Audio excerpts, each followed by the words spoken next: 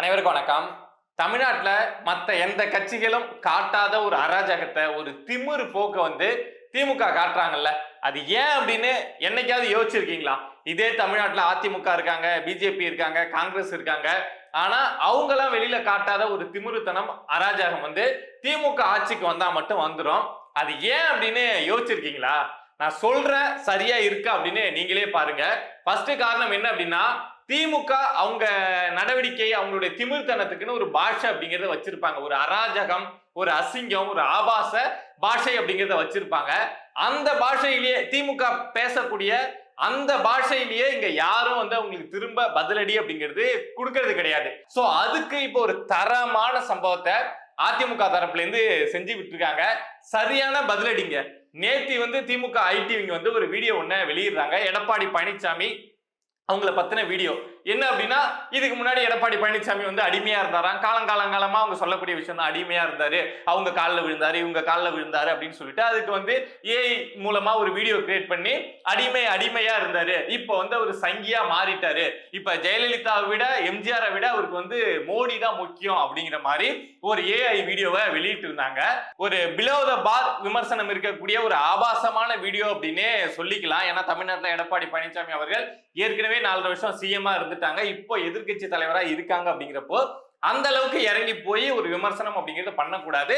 But திமுகவுக்கு அதுல ஆபாசம் கலந்து விமர்சனம் பண்றது அப்படிங்கிறது அவங்க ரத்தத்துல ஊறி போன விஷயம். அத மாதிரி ஒரு வீடியோ அப்படிங்கிறது வெளியில வந்தது. பொதுவா அத மாதிரி திமுக தரப்புல இருந்து ஒரு வீடியோ வருது அப்படின்னா அதிமுக உடனடியா ரியாக்ட்லாம் பண்ண மாட்டாங்க. அங்கங்க எங்கேயாவது பேனல் டிஸ்கஷன்ல உட்கார்ந்து இருக்கப்போ திமுக இதை மாதிரி சொல்லியிருக்காங்க அப்படின்னு பேசுவாங்களே தவிர, இவங்க தரப்புல இருந்து உடனடியா ஒரு ஆபாசமான அவங்க தரத்துக்கு இறங்கி அடிக்கிற வேலையெல்லாம் செய்ய மாட்டாங்க.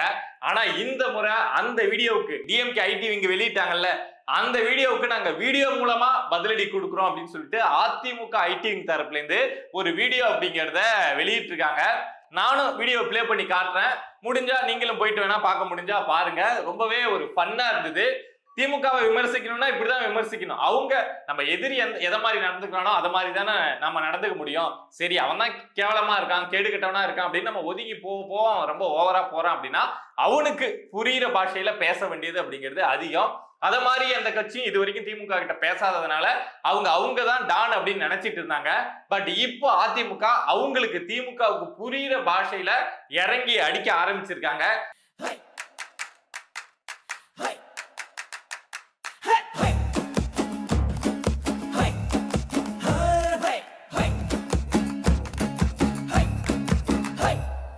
ஸ்டாலின் தான் வந்தாரு, அல்வா உருட்டி தந்தாரு, அல்வா உருட்டி தந்தாரு, அல்வா உருட்டி தந்தாரு.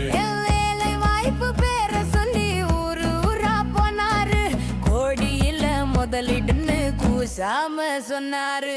ஸ்டாலின் தான் வந்தாரு, அல்வா உருட்டி தந்தாரு, ஸ்டாலின் தான் வந்தாரு, அல்வா உருட்டி தந்தாரு, அல்வா உருட்டி தந்தாரு, அல்வா உருட்டி தந்தாரு, அல்வா உருட்டி தந்தாரு, அல்வா உருட்டி தந்தாரு. கடைய குறை பொண்ணு வக்குறுதி தந்தாரு, சொன்னத மறந்து கூடுதலா திறந்தாரு. நீட்ட ஒளி பொண்ணு கூவி கூவி சொன்னாரு, ஓட்டு வந்ததும் பொம்மை மாதிரி நின்னாரு. ஸ்டாலின் தான் வந்தாரு, அல்வா உருட்டி தந்தாரு, ஸ்டாலின் தான் வந்தாரு, அல்வா உருட்டி தந்தாரு.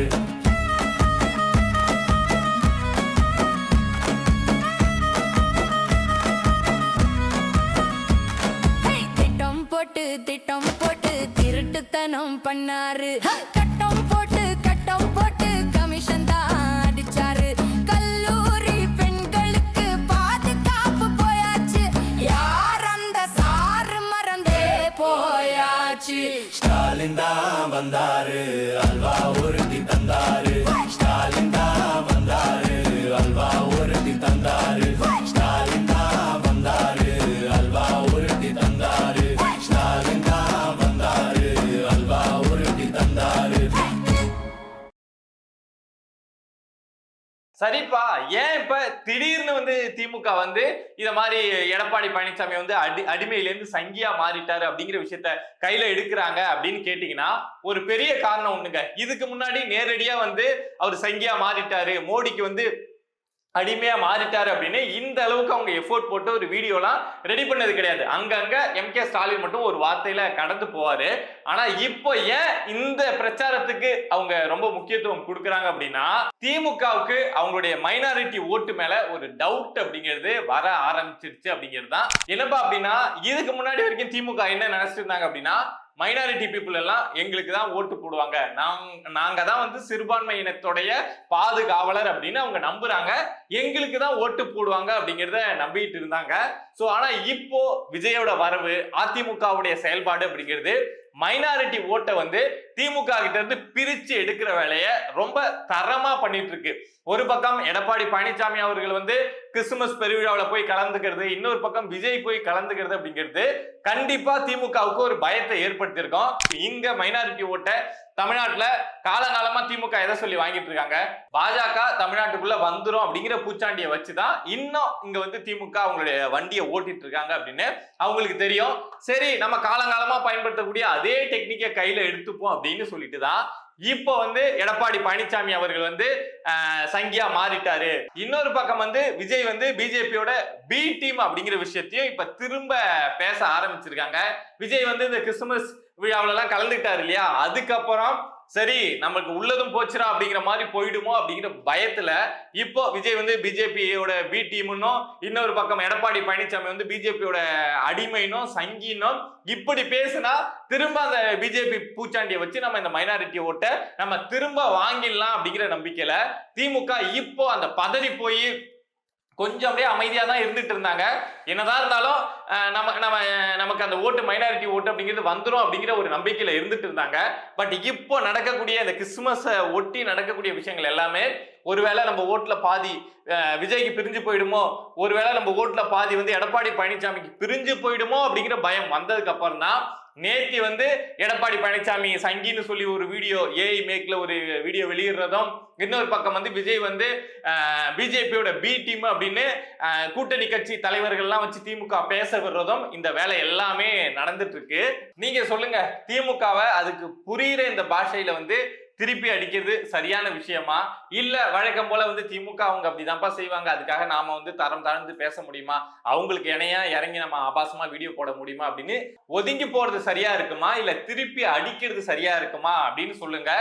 அதே மாதிரி இந்த பாஜக பூச்சாண்டி அப்படிங்கறது திரும்ப கையில எடுத்துட்டு வராங்கல்ல, வேற எதையோ திமுக வந்து ட்ரை பண்ணி பார்த்தாங்க, முடியல, நமக்கு கடைசியா இருக்கக்கூடிய ஆயுதம் அப்படின்னா பாஜக பூச்சாண்டி தான், அதையே கையில எடுப்போம் அப்படின்னு சொல்லிட்டு விஜய்க்கு எதிராகவும் அதிமுகவுக்கு எதிராகவும் அதே பூச்சாண்டிய ரொம்ப பழமை வாய்ந்த வழக்கமா எல்லா தேர்தலுக்கும் பயன்படுத்தக்கூடிய அதே பூச்சாண்டியை இப்ப திரும்ப வந்து திமுக வந்து கையில எடுத்துட்டு வராங்க.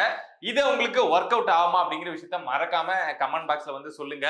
என்ன பொறுத்த வரைக்கும் இந்த பிஜேபி பூச்சாண்டி அப்படிங்கிற விஷயம் இதோட இந்த தேர்தலோட திமுக செத்துது. அது தமிழ்நாட்டுல இனிமே ஒர்க் அவுட் ஆகாது அப்படின்னு நான் நினைக்கிறேன். ஏன்னா திமுக இந்த பூச்சாண்டியை காட்டி காட்டி காட்டி தமிழ்நாட்டு மக்களை பல முறை ஏமாத்திட்டாங்க.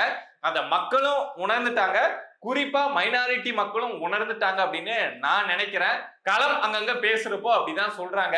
விஜய் அவர்களுக்கு மைனாரிட்டி பீப்புள் கொடுக்கக்கூடிய முக்கியத்துவம், எடப்பாடி பழனிசாமி அவர்களுக்கு மைனாரிட்டி பீப்புள் கொடுக்கக்கூடிய முக்கியத்துவம், இதெல்லாம் பாக்குறப்போ ஏதோ ஒரு நல்லது நடக்க போகுது அப்படின்னு மட்டும் தோணுது. நீங்க என்ன நினைக்கிறீங்க அப்படிங்கிறத மறக்காம கமெண்ட் பாக்ஸ்ல வந்து சொல்லுங்க. இத மாதிரி நம்மளை சுத்தி நடக்கக்கூடிய விஷயங்களை நீங்க தெரிஞ்சுக்கணும் அப்படின்னு நினைச்சீங்கன்னா மறக்காம பிரபா டாக்ஸ் சேனலை சப்ஸ்கிரைப் பண்ணி சப்போர்ட் பண்ணுங்க. நன்றி.